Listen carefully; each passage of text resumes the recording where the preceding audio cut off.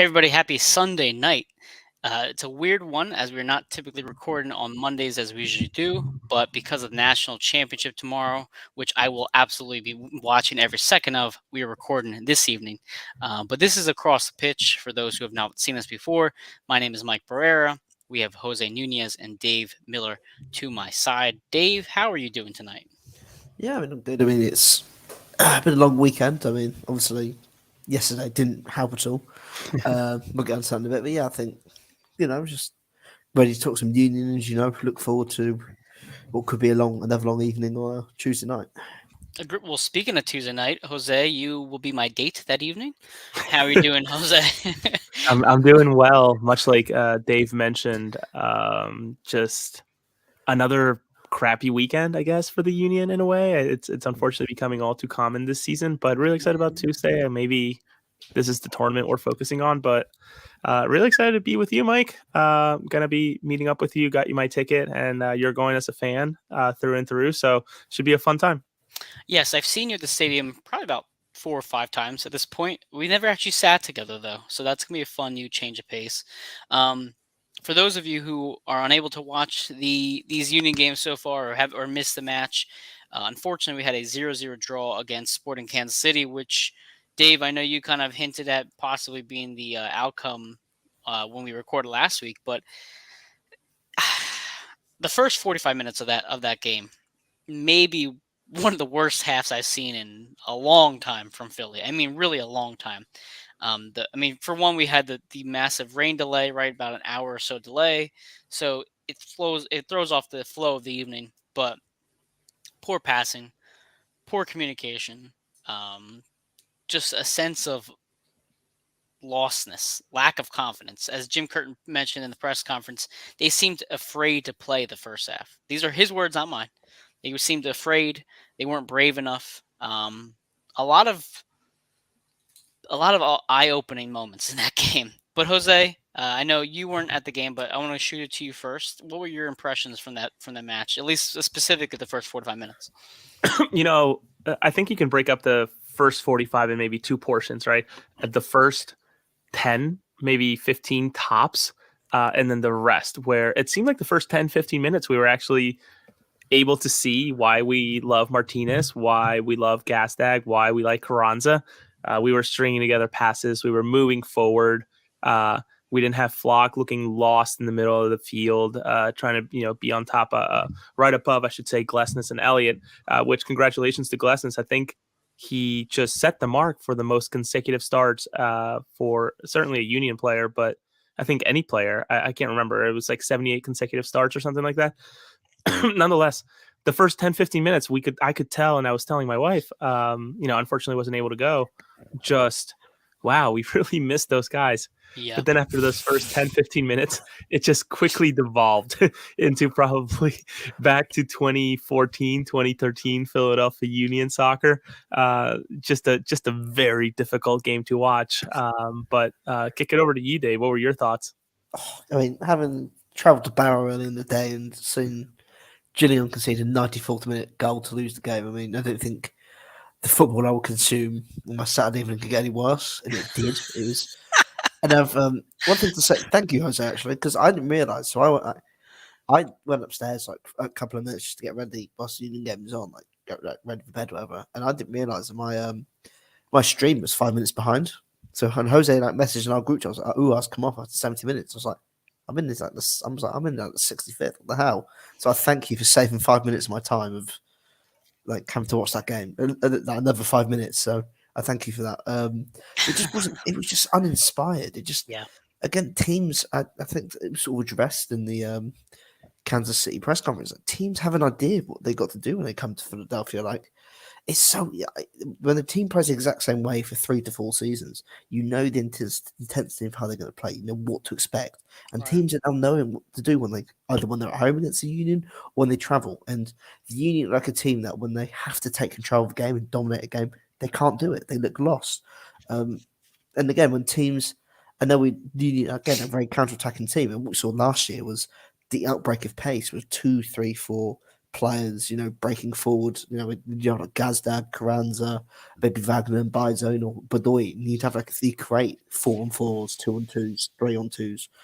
Teams are now sitting more men back when they have possession to try, which counteracts that. When you do break forward, it immediately breaks down because you've got Uar on a 1-on-4, on a 1-on-3, or a 4-on-2, and it just doesn't match up. And teams now know how to defend. We've seen that over the last few games. Where we just haven't. There's not been any real fluidity in terms of the attack and the way the Union have really attacked games. Even Montreal, I mean, it took them about 40 minutes to get going, and then obviously when the Union did sort of get some cohesiveness, they scored 2 goals, and then things then fell to crap. Obviously, Carranza got sent off, and that was probably about half an hour. And to be honest, that's probably the best half an hour the Union probably played all year. And in terms of attacking wise, it doesn't look right, and I think it's something that needs to be addressed. Well, so there's a handful of things to touch upon before the game even started. So for one, uninspired Dave, right? I believe is the word you used. I've heard a lot of different words being thrown around on Twitter, Facebook. Uninspired, unmotivated, confused. Not words you want to describe the Union. But typically after each match, we do a post-match press conference thread on Twitter, just to kind of recap what Jim is saying, because they don't televise it, I don't think, anywhere. But before Curtin went on, Peter Vermes, the Sporting Kansas City manager, was on the stand, and they asked him, is the book out on Philadelphia? He gave a very professional answer, but the one thing he mentioned, which Dave, you kind of hinted at as well, is the intensity, right? If you come in here playing intense, you can kind of counteract what the Union are going to do. So it's when I saw that lineup yesterday, and I guess for those again who missed the game, Kai Wagner was not in the match. Jim said it's a grade 1 hamstring. It was the first hamstring of his MLS career, or his career in general. They said that the way he reacted in training made it seem like it was a lot worse than what it actually was, but it's actually pretty simple. He looks like he's doing okay. He might play Tuesday, as in 2 days from now, so that's optimistic that it's probably a lot better than he thought originally. So Kai Wagner was out. The lineup was then Andre Blake, who played well. We'll talk about Andre in a bit too. And then we had Matt Real, Elliot Glesnes, Harriel, Flock, Brujo, Bedoya, Gazdag, Ua, Carranza. I was not pleased by that lineup at all, both before the match and during the match and after the match. So Jose, please pretend you're Jim Curtin and the coaching staff. Why does that lineup make sense, and why doesn't it make sense? I hate these type of exercises. I really do. But you can't help but to question, what are we thinking here? What is the logic? I like to think that Jim and his staff have an idea of why and how they're going to do things. But again, I don't know how you reward Leon a start after the performance that he put up the game prior. Still scratching my head a little bit about Matt Real. And sure, he's been a loyal servant to the club, both at the Union 2 level and with us over the years, and then the main squad. But just confused overall, such a bummer about Kai. I hope he comes back for Tuesday. We're certainly going to need him, no matter how poor. And I haven't really caught up with Atlas. I know they played Chivas over the weekend, and I'm not sure how that game went, so I got to catch up on that. But we're going to need a really strong squad, I think. We're in the quarterfinals. I think this is where we turn it on. We're not just sending, the B squad to see what they can do, or the kids, as we called it back in the day. But just a really bizarre, really, really bizarre lineup. And I just don't know what to make of it. And the reasoning, right? Matt Real of all people, like him. But nonetheless, it happened. It was a game. A game was played, and very little of anything happened. I think going on to the So again, we just saw one thing that really struggled was the San Jose sort of really packed the middle of the park, which they sort of addressed, and how when the Union tried to switch the ball, they would have at least one player floating to try and cross over for the fullbacks. But I think with the system the Union play, and again, like you don't play much width, so the importance of your fullbacks being good going forward is vital. And the Right. fact that Jim played, like, I mean, Matt Real, he did his job. He didn't really let much get past him. But again, I think when you have Kai Wagner, who is probably the best left back in the MLS, is one of the best left, well, probably a very good attacking left back. I'm not being funny. When you haven't got Kai, you need to start Livian Bizo to have some sort of offensive production Thank on you. the width, Yes. out wide. Just have someone that can, you will push forward and create something. Okay, then Matt Real can be a bit more deeper and be a bit more defensive. But again, it just makes no sense when you've got no width and just to play so narrow as you do. It just doesn't make any sense. And again, we'll get on to, I'm sure, the 70th minute, which has become a tradition for Union fans, not just over this season, probably like the last 4 years with Sergio Santos. But it just, again, when you play with such a narrow system and you want your fullbacks are so important in terms of what they can do going forward, when you don't have arguably your best attacking player in terms of his output, you need to put your attacking right back as opposed to, no disrespect to Nate. He's a very good defensive right back, but Right. doesn't offer much going forward. And then when you also have more defensive players like Leon Flack on the left as well, it sort of limits what you can really produce. And it was just such a poor attacking performance, and just you could see it lacked from the lack of depth they had out wide. So to answer your question, Jose, which is what I was about to say, it was a 3-3 draw between Chivas and Atlas. So they were pretty active. Dave, spot on. I looked at that lineup and I thought, where is this offense going to come out of from the midfield? Because, or even just from either side, because if you have Leon and Matt Real, who both look lost going forward, what help do you have for Ua and Carranza, really? Or even Gazdag, right? And then if that's how you're going to go on the left, then are you relying very heavily on Bedoya to then lead the offense from the right?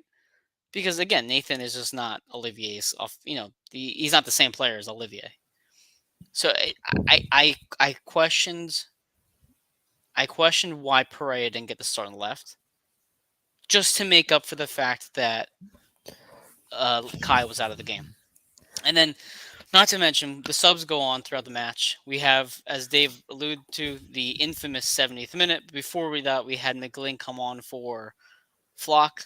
I thought McGlynn played fine. I thought he had an excellent cross to Carranza, which could have been put in the back of the net. It was a good defense by Sporting Kansas City.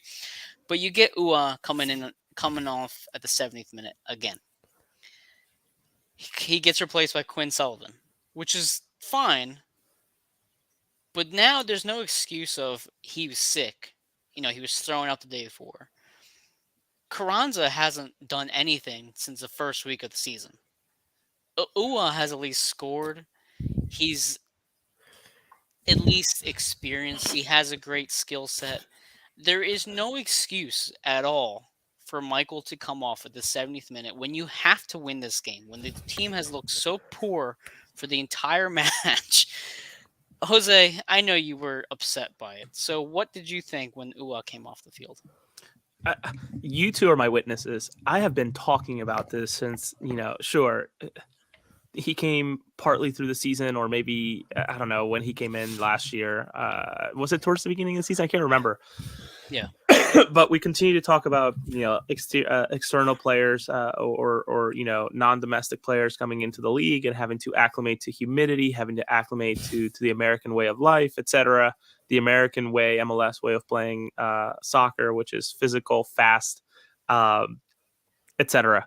We gave them a break, right? Yeah. At least I thought we did. Some of us did. I continue to question, why is this guy coming off at the 70th minute, halfway through the season, 3/4 through the season? And I thought, okay, maybe it's the gas tag treatment. Not that Daniel was coming off or anything, but we just need to give him some time to adjust and settle, etc. This season, there is no reason why our highest paid player needs to come off at the 70th minute if he is capable of finishing the game. Like, what is going on with him? And I know we talked about it in the group chat, but our reporters, the Tannenwalds and the Tansies of the world, and I'm sorry to be putting names on blast, but are they too chicken shit to ask Jim? Like, Jim, what's going on with Ua? Yeah. I don't know that he's really ever finished more than a handful of games, full 90 minutes. I can't think of many, if any. And I'm gonna have to do some researching and whatnot. But even if we're talking about this season, and sure, Jim could probably lean on rotation, the density CCL. of the games, et cetera, et cetera, et cetera. But can we ask him? Like, can someone raise their hand? Like, I'm looking forward to attending one of the pressers, and especially one of the pressers where Ua comes off at the 70th minute, just to raise my hand and ask that question, because I just I can't wrap my head around why our highest paid player, who is our striker, and more often than not, we're chasing games or trying to get ahead in games. It's coming off at the 70th minute for a kid, either a Donovan or a Quinn. No offense to either two of them, but they are no Mikel Ua in terms of experience and in terms of value, as well as how much they're getting paid. So, rant over. That's all I wanted to say. So can I just go allude to the fact? I mean, look at the games we've played so far. I'm not trying to be disrespectful, but like the Union really couldn't have had like a more ideal start to the season in terms of opponents. So Chicago, we know, aren't the best of teams. Miami again, have looked a bit better this year, But I mean, how in the world? Look at these league tables. Not trying to bottom the Eastern Conference. They've scored 3 goals in 5 games. All 3 goals came against the Union. Yeah. They lost. Okay, red card. I don't care. Sporting Kansas City have scored 2 goals in their first 5 games, whatever. Why are we playing afraid of Sporting Kansas City? Exactly. Why is Jim? I don't care. Bring Matt Real off and bring Quinn Sullivan on. Keep 2 strikers, friend. You need to win the game. These are the layup games that you should be getting, picking up points and building upon. And I mean, again, it looks like at this moment in time, Yakud Torres isn't a player that this team can rely upon to make an impact, because again, he was god awful when he came on. He kills 2 attacking movements with just trying to do skill and fancy stuff. Okay, fine, 3-0 up, try it. We saw it when Union win 3-1 against Columbus. Don't try and do a little fancy backheel pass when you've got the overload on the right, which then killed the momentum. And then he got the ball in space, and he had time to take a touch, try and perhaps pick out a shot. He's trying to do an outside the foot chip of the goalkeeper, which just comes to nothing. It's sort of like, okay, great, he's going to be an exciting player and you're leading games. But now, obviously, we were talking about, could this be a guy that could inspire you to, come off the bench and get a goal? He did that against Chicago, which was really, really fortunate goal. But apart from that, what has he done in his cameos when he's come on? He was uninspiring against Inter Miami when he came on. He didn't. It's just, again, the subs just lacking. They just lack sense. Why are you bringing off your striker? Like, it would have made more sense if Chris Donovan didn't score goals, but at least you got height around the penalty area. You got 2 players up front, as opposed to then going. San Jose are probably licking their lips, going, "Oh, excellent! They've gone for 1 up front. We can have double mark Carranza and just pattern the midfield even more," which is then just becomes, you're playing more narrow. You've got less of a sort of a target in the penalty area, and it just doesn't make any sense. And what does it say to your big designated player, which was your big marquee signing last season, the guy that's going to take the MLS by storm and score 30 plus goals this season? Do you know what I mean? Like, listen, Dave, Val is not happy about your son. I was going to say, sons. Thanks for joining us, Val. Go ahead, Dave. It's right. I keep getting Kansas and San Jose mixed up. They just have very similar badges whenever I look at them. No, it's okay. Kansas, they're such. It just doesn't make any sense. Why? What does that do for Mikelua when he looks at because when you look at the games he's come off in as well, he's come off at 2-0 down into Miami. Yeah. He's come off at 0-1 against Chicago. He's come off, he came off last week at 2-1 against Orlando. Okay, he was ill, but still. And he came off at 0-0 again this week. He didn't start either of the CCL games, if it would have made more sense to bring him off, you're going to play him in that. He didn't start either of those. What does that say about Jim Curtin's confidence to him in terms of mentally? What does that say to him about what your head coach's belief in you? That he thinks, okay, you're not going to go find a winning goal for me, or I don't believe that you can play the full 90 minutes. It's going to get to a point where it's going to come to a head, and it's. Before you have an aneurysm, Dave, let's also back up, right? Those are good points, by the way. Those are great points. Those are great points. And I've been a stand for him, I'll admit it. What does Perea think? Right? We need to be, we're tied 0-0 against the most inept team in the league right now of Kansas City. If I'm Perea, I'm like, dude, throw me in. Like, take out Flock, throw me in, and let's just go flat. Or maybe let's just throw in another attacker, make it a 3, whatever. Let's just go all for it. Obviously, Kansas City hardly had any chances all game. And what they did have were either dribblers back to Blake, or I can't think of any, They had the, real they had the a one header. They had the one header point blank. He missed it. Okay. I think Bagata missed it. Beyond that, I don't remember of anything. So why not go for it? And I don't know, keep the striker that you paid a ton of money for. That's supposed to, as Dave mentioned, take the league by storm. I don't know, man. Well, it's funny you say the go for it, right, Jose? And Jim Curtin mentioned in the press conference the contagiousness of confidence and fear, right? Playing afraid, not going for it, not being brave. The same could be said for him, for not going for it, for not pushing it sooner. And also, Jose, I'll double back on the Michael Uwa comment you made. So I believe we've asked him. I know I haven't. I know somebody has asked him last year about Michael Uwa's minutes. I don't know if they're gonna be asking him again this year. Maybe they just expect the same answer. So I know somebody stepped up and did it last year, just to defend my fellow media members. But the confidence thing for me, I know I was talking to Billy Myers on Twitter today, and he mentioned, is this where Pat Noonan would have been useful in the coaching staff? Does somebody have to step up and be voice to Curtin and say, hey, listen, this isn't working right now. Well, you're doing where's the communication with the coaching staff? Because if I'm seeing this game after 45 minutes, why am I coming out of the locker room the same exact way? There's no reason why Leon should have been in the starting lineup for the second half. Absolutely none. Yeah. I don't know what Perea has to do to earn minutes, even 15 minutes. I know we play on Tuesday night. I know he's probably going to start on Tuesday night. He can't play 15 minutes against Kansas City to give us a goal. It doesn't make any sense.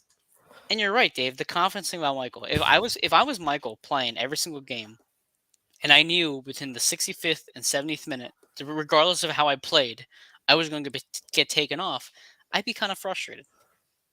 I would. I'd be upset. I wouldn't be upset. I'd be more, oh, I'm capable. Why can't I just finish this game? It's not it's not like Carranza's playing out of his mind. Carranza has been far from what we saw last year. Go ahead, Dave.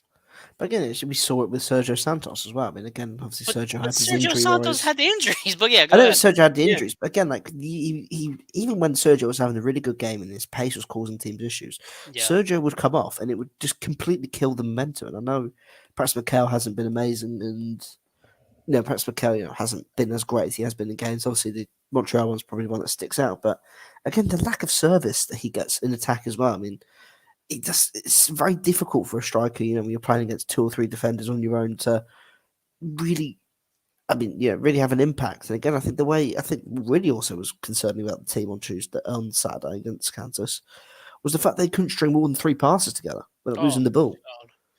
It was just misplaced pass after misplaced pass after misplaced pass, and you just sort of saw the energy in the stadium just really, really, really.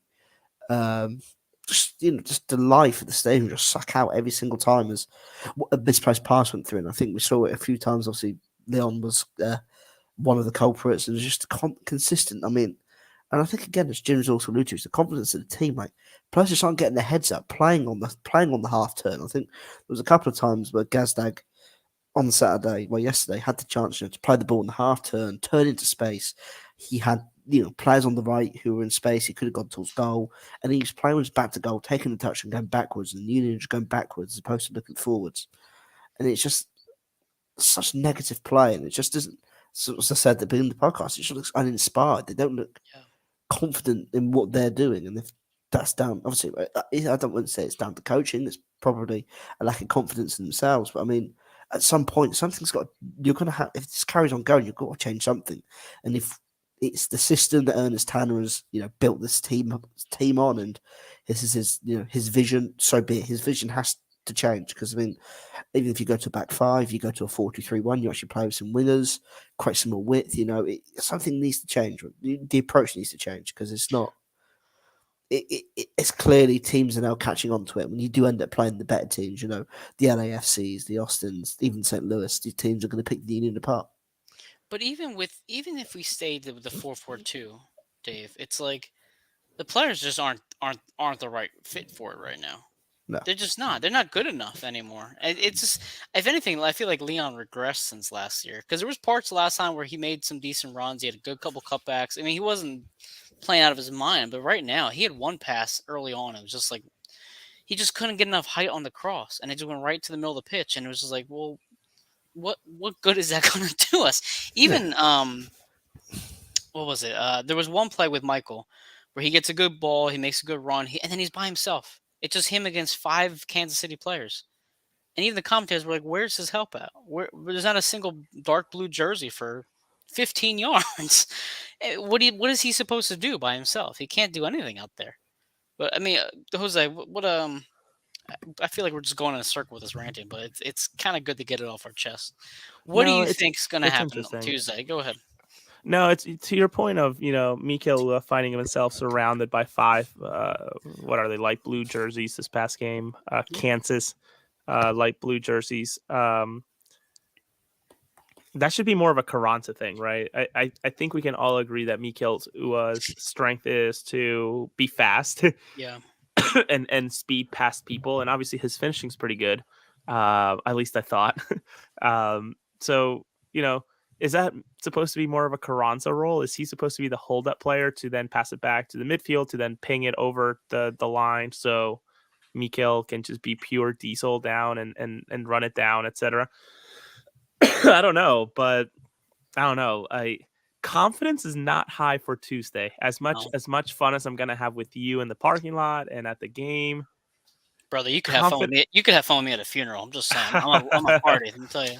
Go ahead. Confidence is not high with this team for Tuesday, and we'll be there nice and loud and 140 with the rest of the guys and gals, KSU and other people are surrounding the area. But man, we can only do so much, right? We can't play the game for these guys, whatever Jim decides to throw out. And I'll be I'll be really interested because, as I mentioned in the group chat, the worst scenario possible actually happened this weekend, right? Where we played mostly all of our starters, ran them to the ground with a pivotal quarterfinal game at the first leg at Subaru Park, where we have to win by at least 1 or 2, certainly 1, but 2 ideally, to then go to Mexico and try to sneak away from there with a win and go into the semifinals. So confidence is not high, Mike. I'll tell you that much. No, I'm gonna touch on something before I go to Dave.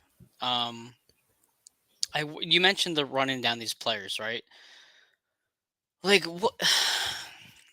I wonder if Kai's hamstring is a little bit off because of how much he's been playing. He's been playing every single match. I mean, he really has. I don't know how Bedoya is even functioning after playing every single game that he's been able to. I mean, credit to him because he still goes out there and plays like a 90 minutes. It's actually kind of impressive. He's on the field for 90 minutes. Let's just be real. He's on the field for 90. I've seen it probably about 4 or 5 times already this season where either Brujo or somebody else will give him a ball down the line and he just can't get to it. Now, granted, sometimes the balls are a little bit too far, but you feel like somebody like, Quinn would have been able to get to those balls or at least get there sooner to give it a better chance. So I worry that, honestly, that Jim is killing this team and it's not even May yet. We're still just starting April out. And I don't know what this lineup's going to look like on Tuesday. I don't. What they needed to do on Tuesday was kick the shit out of Kansas City within the first 5 minutes, rest everybody, and then come back strong on Tuesday. But instead, they played a game where they basically ran an extra 5 miles because they kept turning the ball over like crazy. And that's only going to exhaust you even more, which is what Jim mentioned in the press conference as well. So, Dave, you're Jim Curtin on Tuesday. What is his lineup looking like?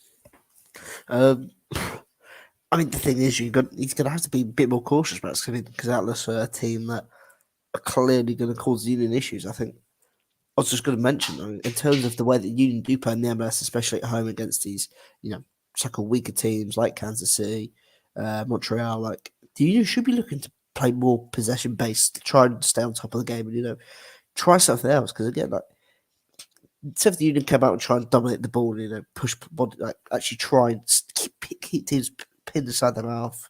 That would catch teams out. Teams would be shocked. I mean, they're so used to the same things over and over again. Of course, as games go on, the Union sort of can take over games, but I think they need a different approach. Of course, I would not be shocked at all if he plays the exact same team that started on Saturday. I mean, How? again, But Dave, how can you do?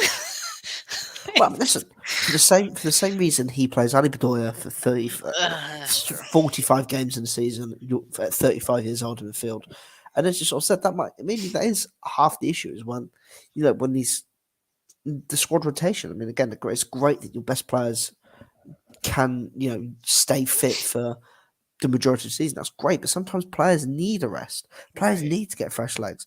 And I mean, yeah, it's good to me. You do see Ali out the lineup, and he's getting a little break. But I mean, like, when was the last time Kai Wagner actually missed a game apart from these last couple for injury? Like, he got suspended. No, he got suspended one game last year, I think. I believe it was the end of the year. That was it. That's the last time I can remember him missing a match. He's never been not dropped, but he's never been rested off his own accord. Right. Do you know what I mean? Like, these players are consistently playing every single week, and that's another thing. Like, teams know exactly who's going to play position for position as well.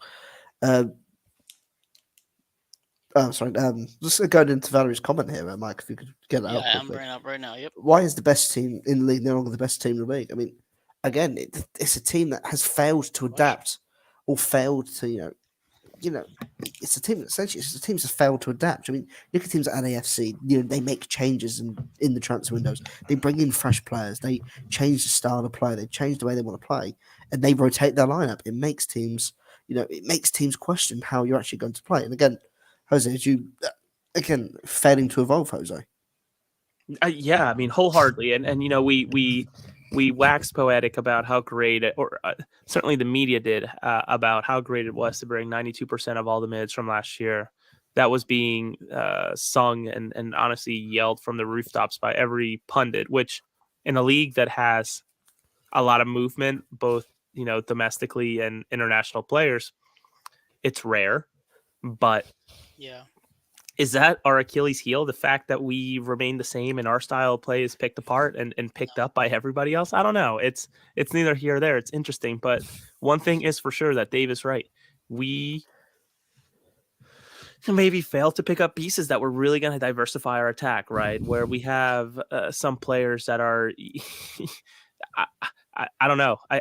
Sure, it's great that we have players with experience like the Lows and the Tauruses and the I say it like I'm Perea, but I was gonna say Perea, but I can pronounce it. It's Perea.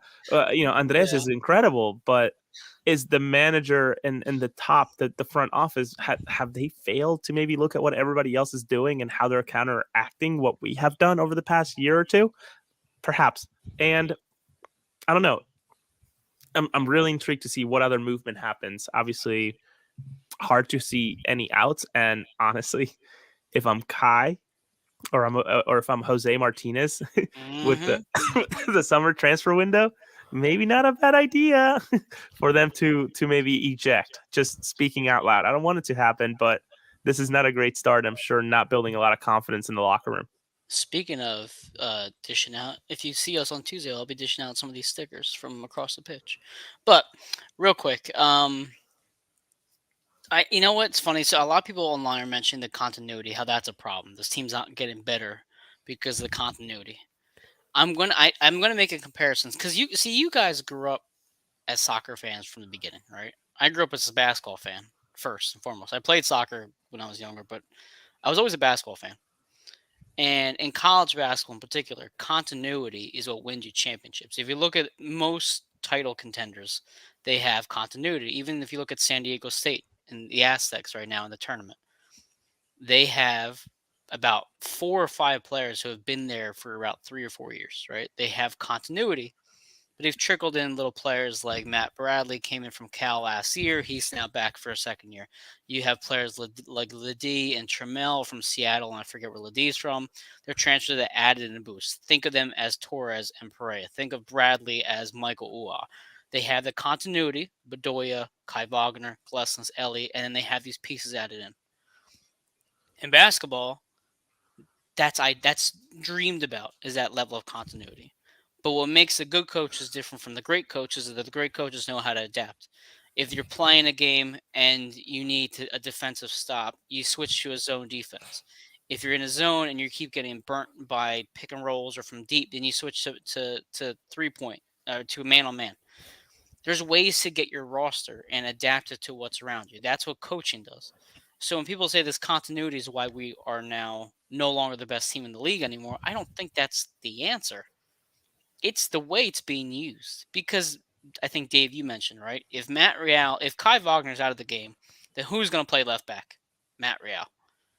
If it's that predictable, and if Matt Real is clearly no more than a serviceable left back, then why is the coaching staff not able to make the same changes that an NBA coach or an NCAA coach would make? You change the formation, you change the rotation, you change your rotation to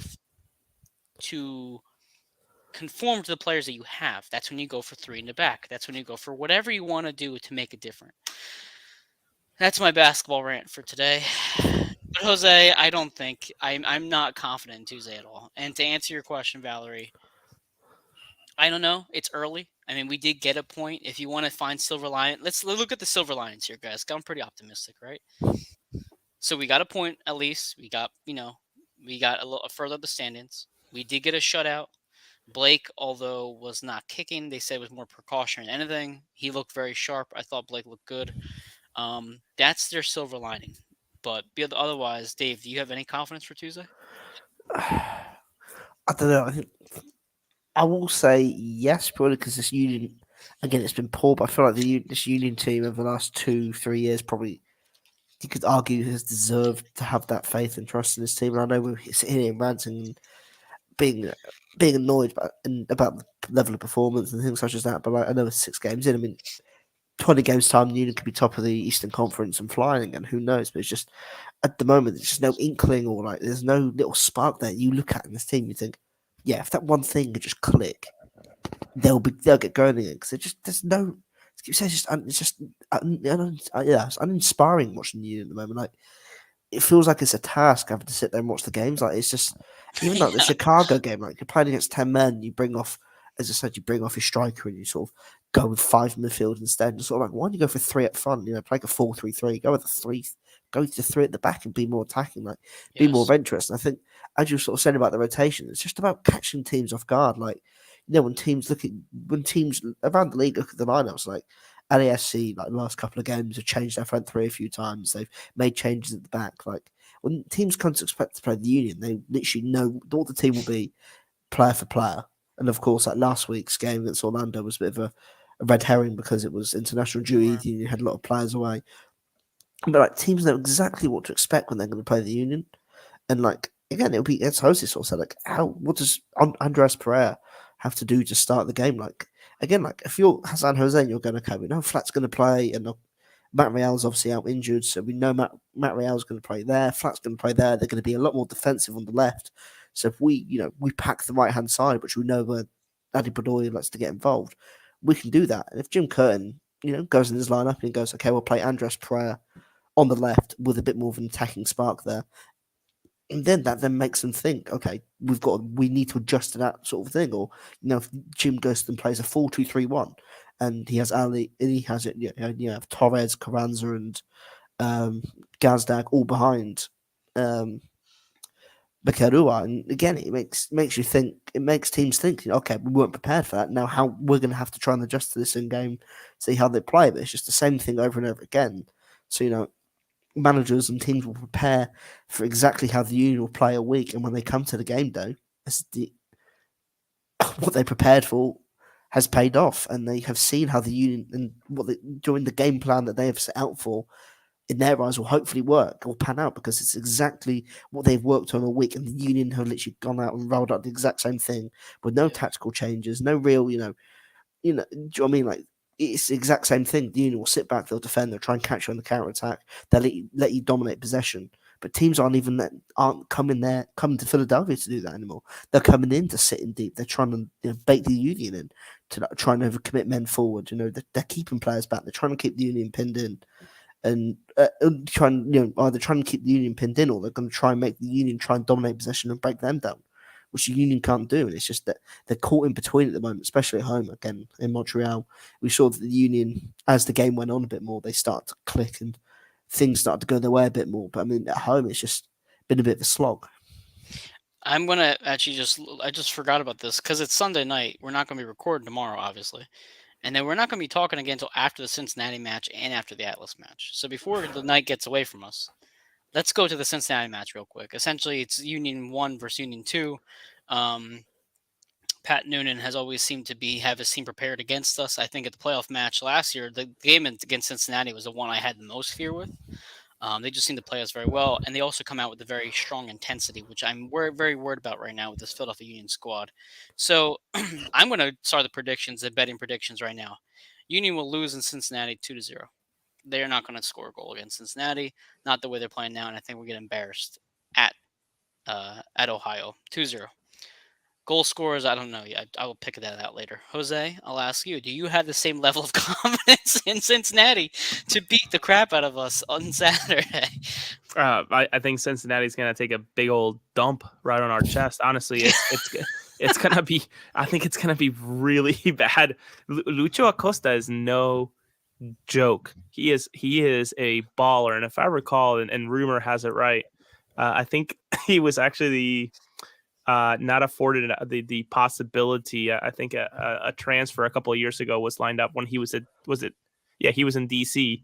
PSG wanted him, so tells you the level of talent that guy has been and was at one point. So I think that we actually lose 3-0 against Cincinnati. I think Brenner and Vasquez is a huge target internationally right now. I think he's going to put in 2 just because our defense looks shambolic at best right now. So 3-0, Vasquez with 2 goals, and why don't we give Brenner 1? I think it's just going to be a mess. Not looking good, Dave. Go ahead. I think if you told me right now the Union would come away from Cincinnati with a 0-0 draw, I'd stamp your hand off. But again, like with the way that Cincinnati have started the season, I mean, they've looked solid. I mean, apart from the 3-3 draw in Chicago, they aren't conceding goals either. They're looking very stout at the back. They're not. Yeah. What's in your cup? What's in your cup, Dave? What? Not just water. Just water. 0-0 against Cincinnati. No. I don't think it will. No, I don't think it will be. I said if you offer me a 0-0 draw right now, I would snap your hand off. But if you told me it was 0-0 against Cincinnati, I would bite my arm off right now for it. They're a team that they're a team that they stick with their 5 at the back, but it looks very, looking at the formations and the teams they've played, they've retained their team up. They're changing from a back 5 to a back 3. So in some games, they're playing with more intensity. They're playing with Ray Gaddis and their left wing back, sort of more like midfielders, like right and left sort of defensive midfielders that will push on. But then again, they're rotating their team. They're showing that they can adapt. But they look good defensively. They've only conceded in 2 games this season as well so far. They've scored 8 goals. I mean, probably a 2-0 defeat. I'm thinking if the Union could go in perhaps 1-0 down at half time or even level at half time, I think you'd take that as a win. And perhaps, but again, you're playing against a back 5. And what's the big thing about a back 5, which always sees teams get caught out? There's overloads in midfield. They have plenty of width. They play with lots of width. So again, the Union playing with a very narrow diamond is going to get caught out with the width, especially. They're going to struggle to deal with the wing backs and then the 3 in the field. Again, it's going to be interesting. That might be, who knows, perhaps we might see a back 3 or back 5 against FC Cincinnati. Perhaps if I drink more hard enough, I might believe that more. But Devo. But it's just, again, sometimes you have to match your opponent. You have to, that's great. You stick to your system. That's great. You stick to your guns as a manager. I do believe you don't listen to your fans. You stick to your guns, whatever. But sometimes you have to match up to your opponent. If they play a back five, you go with the back five and you try and match them up man for man and try and frustrate them, which is what they should do. But again, against Kansas this weekend, the Union really should have gone for it. They should look to their opponent. And sometimes, team managers will say, don't, don't play to your opponent. But sometimes you have to look at your opponent and go, okay, they're not the strongest team. Let's change it up. Let's play with width. Let's go for a 4-3-3 or like a 4-2-2. Do you know what I mean? Go ahead, Dave. Go finish up. Like a 4-2-4 or something, and just be more aggressive with things. Experiment, my God, yeah. The bottom of the barrel type of player. Valerie's drinking. She posted a little martini glass. We go against the Kansas team that is the bottom of the barrel, and we do nothing innovative to try to figure out something new, right? And let's take a second. And Mike, I know we're running out of time, but let's just take a minute here to talk about the series of events that we're about to embark on, right? Tuesday we have the game against Atlas at Subaru Park. Right. Then we go to Cincinnati on Saturday. Yes. Then on Wednesday, we trek to Mexico to play against Atlas. Tuesday's game is pivotal because I can't see us escaping Cincinnati with anything as Dave said, at best, a tie, ideally a win, but I just don't see that. So if we go to Mexico to play Atlas on Wednesday, April 12th, after losing 3-0, that doesn't bode well. So Tuesday is going to be very important for us. And that's why I thought Saturday was so important for us. I thought because that would have been a game, that would have been the get right game, as I put in the betting the boys in blue, which none of us hit on, by the way. We all missed our bets pretty obviously. So I thought that was going to be the get right game. I thought they were going to come out. And to your point, Dave, you look at your opponent and you cater your lineup to your opponent. I know basketball and soccer are different sports, but they are very similar in a lot of ways. And I look at that and I say, man, you see what's in front of you. They're turning the ball over like crazy, right? The Union were getting the ball back. The defense played fine. That's when you say, okay, so we're regaining possession, but we're not retaining possession. How can we change our formation or the players in the formation to then counter that? They didn't do it. So to your point, Jose, I'm going to cut off here because I have to just end my night now at this point. It is a upsetting draw between Kansas City and Union 0-0. On Tuesday night, Jose and I will be there in the stands, 140 loud and proud, and we'll be cheering them on for the first leg of the CCL quarterfinal. And then we will be back on Monday, 2 days after the Cincinnati match, to see whether we are licking our wounds or maybe the season's turned around and we look great. We'll find out. Dave, any final comments or thoughts? I think, again, I wouldn't say it's the season's defining week in terms of, again, it's a long way to go. I'd not be funny. Do we really think the Union were going to win the CCL at the start of the year? Probably not. But, you just would like to, see something from this team. Like, again, I think we sort of said it before the season. Like, we saw how poor we were during that stretch during the probably from about like mid-April to like the middle of June when the Union were in the CCL, and they looked very similar to the way in which they're playing now. I guess the only thing which perhaps is slightly concerning is that the Union were getting in the positions to create opportunities. They just weren't shooting. They were literally just, if the chance to shoot was on, they literally passed it. I think we saw I think it was Ali Bedoya had like a Ben Simmons moment in one of the games in 20. Yes, he passed it back to the ball in 2021. That she was at 3 yards out, just shoot, and he passed the ball back and he didn't score. But like again, like they're not even getting in the positions to create these opportunities. And the fact that the Union's best opportunity of the game on against Kansas City was a bicycle kick. A bicycle kick is ridiculous, and no disrespect against a team that, didn't really even pose an attacking threat themselves for large periods, at least. Anyway, I think Kansas City obviously did have some spells where they did sort of have the Union pinned in a bit, but like there just needs to be more. And I think at some point, I think it needs to be addressed. And hopefully, Jim, perhaps it's someone that Jim's working on, and hopefully, perhaps Jim is seeing this. He's trying to get the players to work through this slump, and fingers crossed, perhaps.